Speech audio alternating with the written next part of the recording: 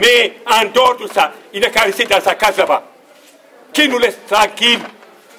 Et dans cette histoire, je ne le souhaite pas. Si demain, je ne le souhaite pas du tout, vraiment, et ce ne sera pas le cas.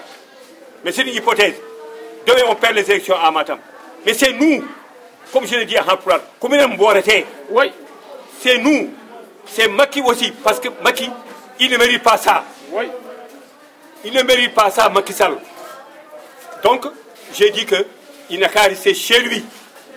Macky Sall, et si tout le projet que Macky Sall est en train de faire aujourd'hui, mais même si tu ne l'aimes pas ou tu ne partages pas ses idées, au moins force est de reconnaître qu'il fait tout pour sortir du Sénégal dans la situation où il était depuis l'indépendance. Ça, c'est une réalité. Nous ne l'accepterons pas et nous n'accepterons de personne. Voilà.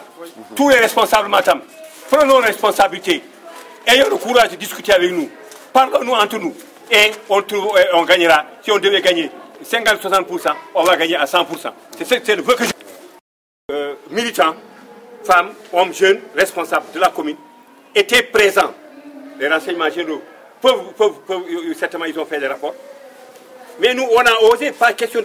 Mais nous, on dit, on ne peut pas diriger un pays et ne pas rencontrer les militants. Par ailleurs, on a dit qu'ils ont consulté un comité. Mais qu'est-ce qu'ils ont invité? Qui? Ils n'ont invité personne. Et ce n'est pas fait à Matam. Ils n'ont pas fait ce comité-là électoral à Matam parce que nous sommes de Matam. Nous savons tout ce qui s'est passé.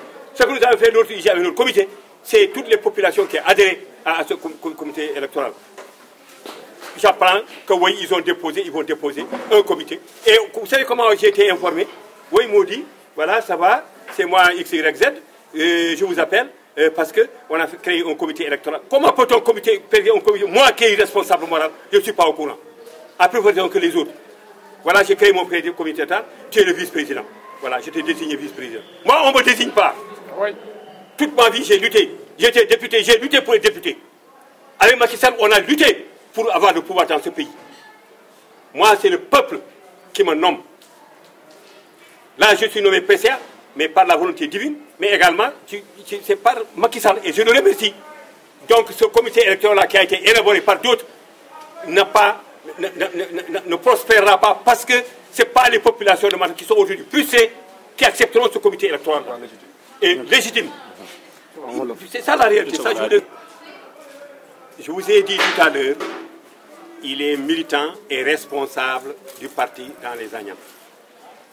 Moi, vous savez, quand j'étais au PDS, c'est historique, quand j'étais au PDS, j'avais plus de suffrages dans les Agnam qu'à Matam commune où je suis originaire.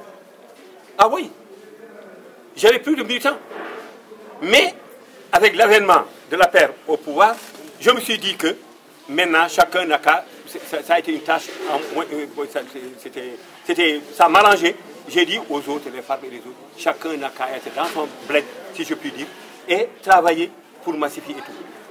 Maintenant, persona non grata. Mais c'est lui-même qui se déclare persona non grata.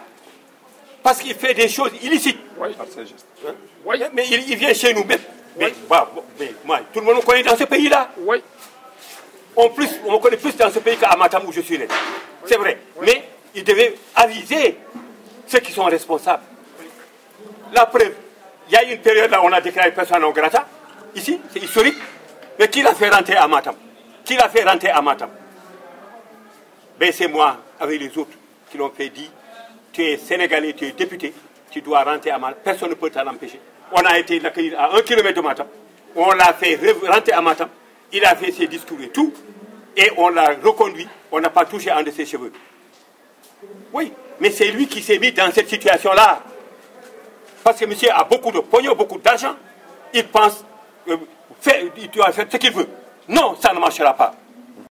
Doyen, notre référence qui fait l'unanimité aujourd'hui, qui devrait être le fédérateur et qu'il est aussi, mais malheureusement il y a l'entêtement de certains responsables politiques qui acceptent de se faire manipuler par d'autres responsables du département qui ne sont même pas de la commune pour essayer de diviser les responsables politiques de Matam. Et malheureusement, je dis que c'est une situation déplorable que nous, jeunes, au niveau de Matam, que nous ne pouvons pas approuver.